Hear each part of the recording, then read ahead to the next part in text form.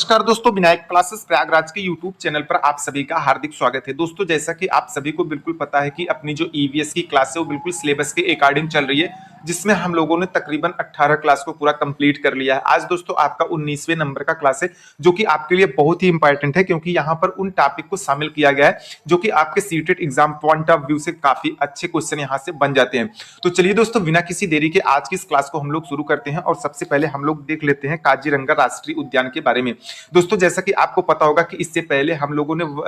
गिर वन्यजीव राष्ट्रीय उद्यान के बारे में पूरा विस्तृत तरीके से पढ़े हैं। आज आपका जो काजीरंगा राष्ट्रीय उद्यान है इसके बारे में हम लोग विस्तृत तरीके से पढ़ेंगे, क्योंकि यहां से हर बार आपको एक क्वेश्चन देखने को मिल जाता है। तो दोस्तों, अगर हम लोग काजीरंगा राष्ट्रीय उद्यान के बारे में पूरा विस्तार से चर्चा करें तो यहाँ पर आप नंबर 1 पर देख सकते हैं कि यह उद्यान असम राज्य के गोलाघाट और नागांव जिला में स्थित एक राष्ट्रीय उद्यान है, जो एक सींग वाले गैंडे की सबसे अधिक आबादी के लिए विश्व प्रसिद्ध है। यानी कि दोस्तों यहाँ पर एक सींग वाले गैंडे पाए जाते हैं और इसकी सबसे अधिक आबादी यहाँ पर पाई जाती है, जिस कारण से यह विश्व में इसका अपना एक अलग स्थान है। कभी कभी दोस्तों इसकी स्थिति के बारे में आपसे एक क्वेश्चन पूछ लेता है कि जो काजीरंगा राष्ट्रीय उद्यान है कहाँ पर स्थित है, तो आपको उत्तर में बिल्कुल सही करके चलना है कि असम राज्य के गोलाघाट और नागांव जिला में यह राष्ट्रीय उद्यान स्थित है। वहीं पर दोस्तों नंबर 2 और सबसे इंपॉर्टेंट लाइन की बात करें तो यहाँ पर देख सकते हैं कि यह राष्ट्रीय उद्यान को सन 1985 में विश्व विरासत स्थल के रूप में घोषित किया गया था। यानी कि दोस्तों आपसे यह क्वेश्चन पूछ सकता है कि जो काजीरंगा राष्ट्रीय उद्यान है उसे विश्व विरासत स्थल के रूप में कब घोषित किया गया था, तो आपको उत्तर बिल्कुल सही करके चलना है कि जो 1985 में काजीरंगा राष्ट्रीय उद्यान को विश्व विरासत स्थल के रूप में घोषित किया गया था। अब दोस्तों आपको यहाँ पर विश्व विरासत स्थल एक शब्द देख करके आपके मन में जरूर एक प्रश्न उठ रहा होगा कि ये विश्व विरासत स्थल क्या होता है। तो अगर इसकी चर्चा हम लोग विस्तार में बात करें तो यहाँ पर देख सकते हैं चीजों को हमने बिल्कुल बहुत अच्छे तरीके से नोट डाउन किया है। यहाँ से देख करके आप सारे अपने डाउट क्लियर कर सकते हैं। यानी कि दोस्तों यहाँ से जब भी आपके क्वेश्चन अब बनेंगे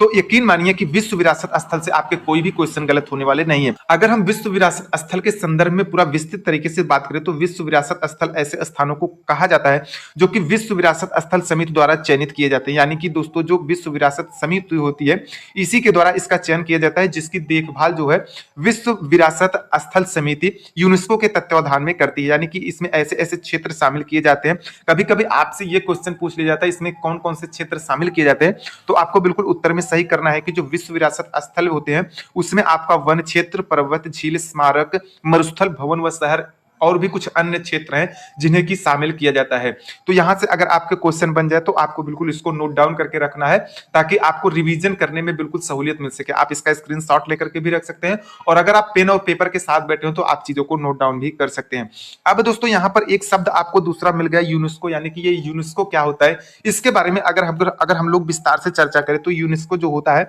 इसका जो हिंदी नाम होता है वो संयुक्त राष्ट्र शैक्षिक, वैज्ञानिक तथा सांस्कृतिक संगठन होता है, जिसे कि हम यूनेस्को कहते हैं। यानी कि संयुक्त राष्ट्र संघ का यह एक घटक निकाय होता है जिसका गठन 16 नवंबर 1945 को हुआ था। कभी कभी इसके गठन को लेकर के प्रश्न आपका बन जाता है कि यूनेस्को का गठन कब हुआ था, तो आपको उत्तर में बिल्कुल सही कर देना है कि जो यूनेस्को का गठन है 16 नवंबर 1945 को हुआ था। आपसे एक प्रश्न यह भी पूछा जाता है कि यूनेस्को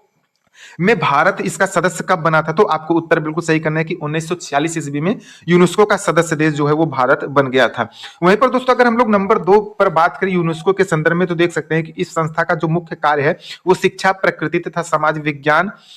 संस्कृति तथा संचार के माध्यम से अंतरराष्ट्रीय शांति को बढ़ावा देना है। यानी कि दोस्तों अंतरराष्ट्रीय स्तर पर शांति व्यवस्था बरकरार रहे, इस वजह से इस संगठन का जो है वो निर्माण किया गया था। तो यहां से भी आपका एक क्वेश्चन पूछ सकता है जो कि आपको इसको भी नोट डाउन करके रख लेना है। वहीं पर दोस्तों अब अगर हम लोग नंबर 3 की बात करें तो यहां पर देख सकते हैं कि नंबर 3 पर आपका दिया गया है कि इस संस्था के गठन करने का मुख्य उद्देश्य जो है वो शिक्षा एवं संस्कृति को अंतरराष्ट्रीय स्तर की सहयोग व शांति एवं सुरक्षा की स्थापना करना है, जिससे कि वैश्विक स्तर पर न्याय, कानून का राज, मानवाधिकार एवं मौलिक स्वतंत्रता बनी रहे। यानी कि दोस्तों आप नंबर 2 और नंबर 3 में आप एक छोटा सा अंतर देख रहे होंगे कि ये इस संस्था को स्थापित करने का जो मुख्य कार्य था वो ये था, लेकिन इस संस्था के गठन करने का जो मुख्य उद्देश्य है वो ये है कि शिक्षा एवं संस्कृति को अंतरराष्ट्रीय स्तर पर सहयोग व शांति एवं सुरक्षा की स्थापना करना है। यानी कि दोस्तों इसको जो वैश्विक स्तर पर इसकी सुरक्षा जो करनी है इस वजह से इसको स्थापित किया गया था, जिससे कि आप देख सकते हैं कि वैश्विक स्तर पर जो आपका न्याय है, कानून का राज है, मानवाधिकार है